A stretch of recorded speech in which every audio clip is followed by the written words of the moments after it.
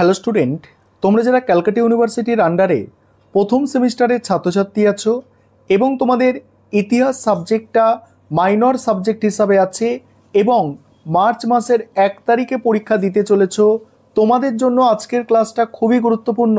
আজকের ক্লাসে তোমাদের 100% কমনযোগ্য সাজেশান নিয়ে আলোচনা করব। আর তোমরা যারা ইংলিশ ভার্সন স্টুডেন্ট আছো তোমরাও আজকে ক্লাসটা দেখে নাও, কারণ সাজেশানটা তোমরা ইংলিশেও পেয়ে যাবে। চলো আলোচনা শুরু করছি, অর্থাৎ প্রশ্নগুলো তোমরা দেখে নাও।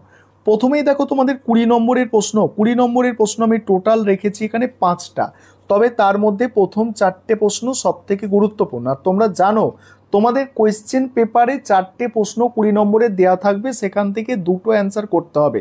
তাহলে এটা সাজেশান না কোয়েশ্চেন পেপার, তোমরাই এবারে চিন্তা করে দেখো। আর এখানে 20 নম্বরের প্রশ্নগুলো দেখে নাও কি কি আছে। প্রাচীন ভারতের ইতিহাস পুনর্নির্মাণে প্রত্নতাত্ত্বিক উপাদানের গুরুত্ব। দ্বিতীয় প্রশ্ন আছে হরপ্পা সভ্যতার পতনের কারণগুলি আলোচনা করো। নেক্সট আছে মগধ সাম্রাজ্যের উত্থানের কারণগুলি আলোচনা করো। পরের প্রশ্ন ভারতবর্ষে নব্যপ্রস্তর যুগ সম্পর্কে বিস্তারিত আলোচনা করো। তারপরে ঋগ বৈদিক যুগে ধর্মীয় জীবন সম্পর্কে আলোচনা করো।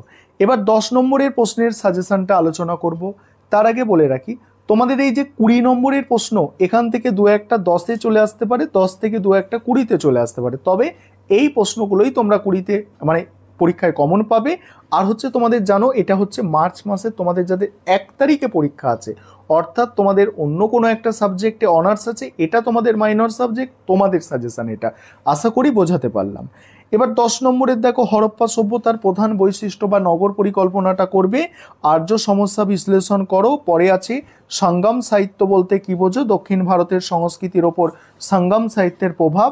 পরে আছে দেখো ষোড়শ মহাজনপদ সম্পর্কে টিকা, ভারতবর্ষের ওপর আলেকজান্ডারের আক্রমণের প্রভাব, প্রাচীন ভারতের ইতিহাসের উপাদান হিসাবে বৈদেশিক সাহিত্যের গুরুত্ব, খ্রিস্টপূর্ব 6ষ্ঠ শতকে প্রতিবাদী ধর্ম আন্দোলনের উদ্ভব বা সাফল্যের কারণ। এখানে প্রথম 6টা মোস্ট ইম্পর্টেন্ট 10-এর মধ্যে।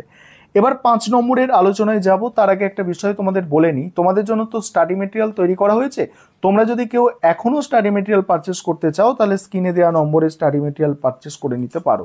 স্ক্রিনে দেওয়া নম্বরে যোগাযোগ করবে এবং স্টাডি মেটেরিয়াল পারচেস করবে। দেখো এবার 5 নম্বরের প্রশ্ন দেখো। 5 নম্বরের প্রথম প্রশ্ন বৌদ্ধ ধর্ম জৈন ধর্মের মধ্যে পার্থক্য, প্রাচীন ভারতের ইতিহাসের উপাদান হিসাবে বৈদেশিক সাহিত্যের গুরুত্ব, মধ্যপ্রস্তর আর প্রাচীন প্রস্তরের যুগ টিকা করে নেবে এটা, হরপ্পার ধর্ম সম্পর্কে লেখো।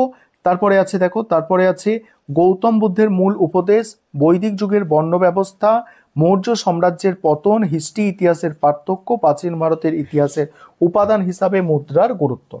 এবার তোমরা যারা ইংলিশ ভার্সনের স্টুডেন্ট আছো তোমরা সাজেশনটা দেখে নাও, আমি স্ক্রল করে যাচ্ছি। আর আমাদের ইংলিশ ভার্সনেও স্টাডি মেটেরিয়াল তৈরি আছে, তোমরা যদি কেউ চাইছো যে ইংলিশ ভার্সনের স্টাডি মেটেরিয়াল কিনবে সেটাও সম্ভব, ঠিক আছে?